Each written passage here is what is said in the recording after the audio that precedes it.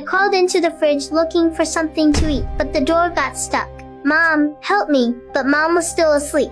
I shook the fridge as hard as I could, even knocking over a bottle on top and breaking it, but Mom still didn't wake up. I sat on the floor, eating a piece of rock-hard bread. I took the bread to Mom, hoping she'd have a bite too, but she still ignored me.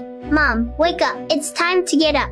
Suddenly, a bottle fell from her hand. Mom, is that candy? Can I have some? Just then the phone rang. I stood on a chair and reached for the phone, but I couldn't reach it. I had no choice but to climb up the bookshelf.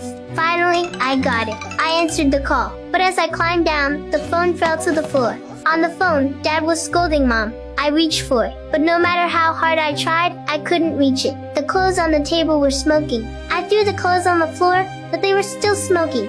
I reached out to touch them. Oh my God, that really hurt. I crawled over to Mom for comfort. Before I knew it, I fell asleep. When I woke up, I was very hungry.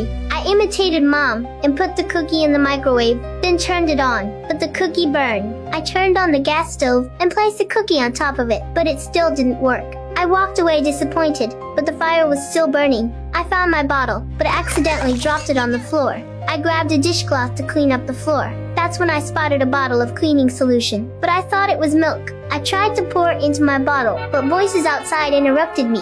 I carried my doll out to the balcony. My friends were playing downstairs. I showed them my favorite doll, but accidentally dropped it, so I stood on the balcony, trying to retrieve it. Suddenly, I lost my footing and almost fell. A neighbor saw me. She picked up my doll and said she'd bring it back to me. I happily ran downstairs. By then, the floor was covered in water, and electrical wires were exposed. I moved forward cautiously, but I fell to the ground. Luckily, I found some food and started eating it in big bites. Someone knocked on the door, but by the time I walked over, the person was already gone. Mom, wake up! I'm so scared.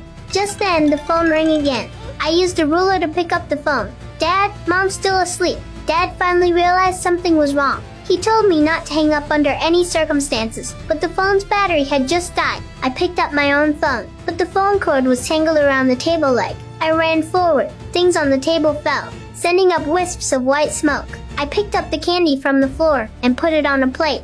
Mom, can I eat this? Mom didn't answer, so I put the candy in my mouth. This candy was really bitter, but I was just so hungry. After I finished eating, I sat on the floor and played. Soon I felt tired and slowly closed my eyes. The phone rang again, but I was just too tired. Danger surrounded me on all sides. It wasn't until evening that Dad rushed over. The room was filled